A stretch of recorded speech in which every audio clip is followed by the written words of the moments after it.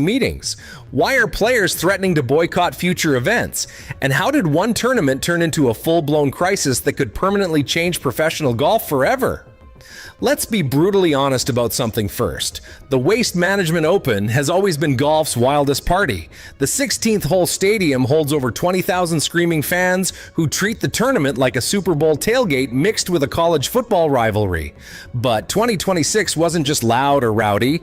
It was something completely different, something darker, and what unfolded over 4 days has left permanent scars on players and exposed cracks in the PGA Tour's ability to control its own events. Thursday started with warning signs that everybody ignored. Social media clips showed fans chanting aggressively at players during backswings, not just cheering after shots, but actively trying to disrupt concentration mid-swing. One video went viral showing a group screaming directly at Rory McIlroy as he addressed his ball on the 16th tee, forcing him to step away 3 times before finally hitting. McIlroy's face in that clip said everything. This wasn't fun anymore. This was hostile. By Friday, the energy had shifted from party atmosphere to something that felt genuinely dangerous.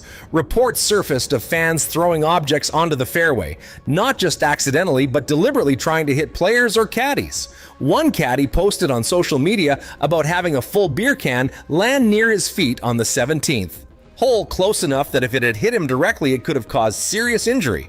Tournament officials issued warnings but took no real action. No ejections, no consequences, just empty threats that the crowd completely ignored. Then came Saturday, and everything exploded in ways nobody predicted. The 16th hole turned into absolute bedlam that made previous years look tame by comparison. As Scottie Scheffler, the world's #1, stepped onto the tee box Saturday afternoon, the noise level wasn't just loud, it was physically painful, a wall of sound so intense that players later described feeling it in their chests like a concert speaker pressed against their ribs.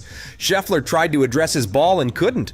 The crowd was chanting, screaming, creating chaos specifically designed to rattle him. He stepped away once, twice, 3 times. On the 4th attempt, something snapped. Video shows Scheffler turning to the crowd and making a gesture, not obscene, but clearly frustrated, a calm down motion with his hands that only made the crowd louder and more aggressive. What happened next shocked everyone watching and sent the golf world into absolute chaos. A section of fans in the upper deck started throwing things, not just cups or trash, but full beer cans, plastic bottles, even food wrappers raining down onto the green and surrounding area. Scheffler's caddy Ted Scott immediately moved to shield his player, and officials rushed onto the scene trying to restore order. But the damage was done. Scheffler was visibly shaken, his composure completely shattered, and he would go on to make double bogey on the hole after 3-putting from 15 feet. But that wasn't even the most disturbing part. What happened to Justin Thomas on the same hole 30 minutes later crossed a line golf has never seen before. As Thomas lined up his approach shot, a fan somehow got past security and ran onto the fairway, sprinting toward Thomas before being tackled by security just yards away from the player. The fan was detained and removed, but Thomas was so rattled he couldn't continue playing immediately and had to take several minutes to compose himself.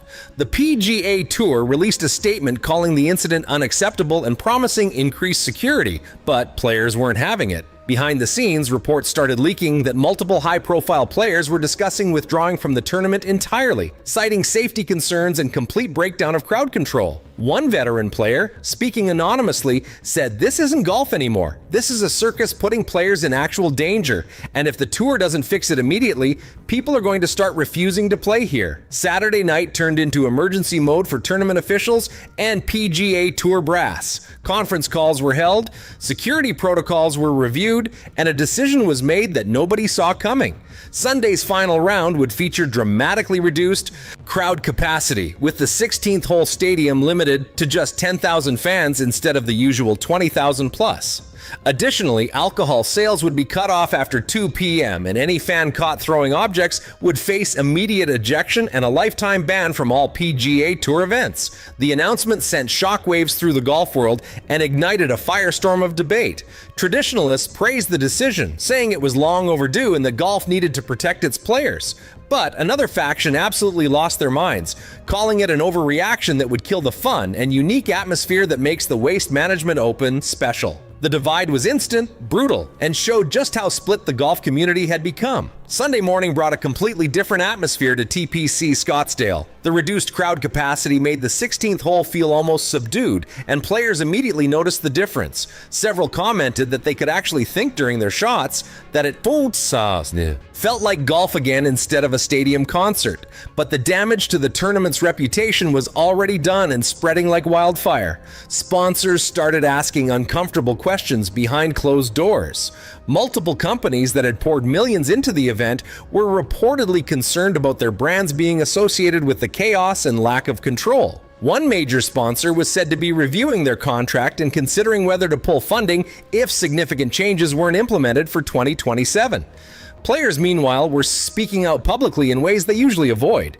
Rory McIlroy gave an interview Sunday morning where he didn't hold back, saying there's a difference between passionate fans and drunk idiots who think throwing things at professionals is entertainment. He called for permanent changes to alcohol policies and suggested that some tournaments had crossed the line from fan-friendly to player-hostile. Then came the moment that truly crystallized how serious this had become.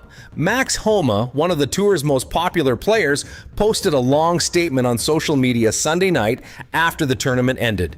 In it, he described feeling genuinely unsafe at multiple points during the week, said he'd been hit by debris thrown from the crowd, and revealed that he'd seriously considered withdrawing mid-tournament but felt pressure to continue because of sponsor obligations and fan expectations. Homa's statement went nuclear across social media, generating millions of impressions and sparking even more intense debate. The fact that a beloved, fan-favorite player felt unsafe at a PGA Tour event was a PR disaster the tour couldn't spin or dismiss. This wasn't some prima donna complaining about noise. This was a legitimate safety crisis that had been building for years and finally exploded in 2026. By Monday morning, the fallout was dominating sports media coverage everywhere. ESPN dedicated multiple segments to the waste management chaos. Golf. Channel ran a special investigation into fan behavior. Major newspapers published opinion pieces debating whether golf's attempt to attract younger, rowdier fans had gone too far and destroyed what made the sport special. The PGA Tour responded with a comprehensive statement promising a full review of fan conduct policies, alcohol sales procedures, and security protocols. They announced the formation of a player safety committee that would work directly with tournament directors to establish clear boundaries and consequences. And they confirmed that multiple fans from the weekend had been banned for life from all tour events. But players weren't satisfied with statements and committees. According to reports, a group of top players, including Scheffler, McIlroy, and Thomas, demanded a private meeting with Commissioner Jay Monahan to discuss their concerns directly and push for immediate, concrete changes rather than vague promises. The meeting was described as tense but productive, with players making it clear that another incident like Waste Management 2026 would result in players refusing to participate in certain events. What became absolutely clear was that the Waste Management Open 2026 marked a turning point for professional golf. The tour could no longer ignore the tension between attracting casual fans and protecting player safety. They could no longer pretend that rowdy atmospheres would police themselves, and they could no longer avoid making hard choices about what kind of sport golf wanted to be in the modern era. The Waste Management Open 2026 didn't create these problems.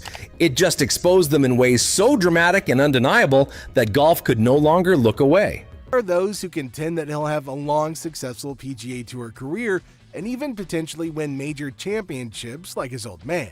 While that could happen, it's also wise to pump the brakes and realize how far Charlie has come in a relatively short time. After all, he mostly played soccer growing up in South Florida, and it wasn't until 2020, when COVID-19 locked down the world, that Charlie found a deeper passion for golf and started to take the game more seriously. That was only 3 years ago. People need to quit comparing him to other kids who've been playing competitive golf for more time, said a Golf Digest Top 50 teacher in America. People need to wait and see where he is in 5 years, 10 years. Of course, that's nearly impossible because his last name is Woods, but the point is valid. Charlie's ultra-talented, and while he's still newer to competitive golf, he has the opportunity to excel long-term because of the wealth of experience that he can tap into and the opportunity to learn from the GOAT on how to play and prepare. The aforementioned Top 50 teacher said, "So many juniors never get exposed to that. In fact, one of the things I've found is that young players who grow up around really good players have an edge on learning to play. Now, he obviously has a huge leg up in that department. So what'll be interesting moving forward is to see how Charlie might compare to his peers if exposed to more national competition. What a media frenzy when Tiger Woods and son Charlie played together at the PNC Championship last month. Patrick Harrington said, "This is the first tournament I've ever played in that Tiger Woods is playing it and that he's not the star of the show. He should note that himself. We're all going down that range and everybody is stopping to watch son Charlie." The obvious reaction that week was to paint Charlie, dressed in Nike, club twirling and mimicking so many of the mannerisms of his 15-time major-winning dad, as a mini-me version, a chip off the old block. Years ago, when Charlie was just 11 and competing in golf tournaments, one of the expert golfers said, "He's just 11 years old. He doesn't need to be compared to Tiger. He doesn't need to be compared to anybody," Thomas said. "He just needs to enjoy the game and hopefully we'll be able to help him enjoy Saturday a little bit more." While most people say Charlie got to peak all because of his dad Tiger, Tiger is not only a 15-time champion, but also the biggest name in the history of golf. Tiger has been on stage practically since he could walk. Now, he was asked at his pre-tournament press conference how he determined that now was the appropriate time to expose Charlie to the bright lights of news coverage and the accompanying media scrutiny. Tiger said, "Charlie's been playing in junior tournaments and out in front and having people video him.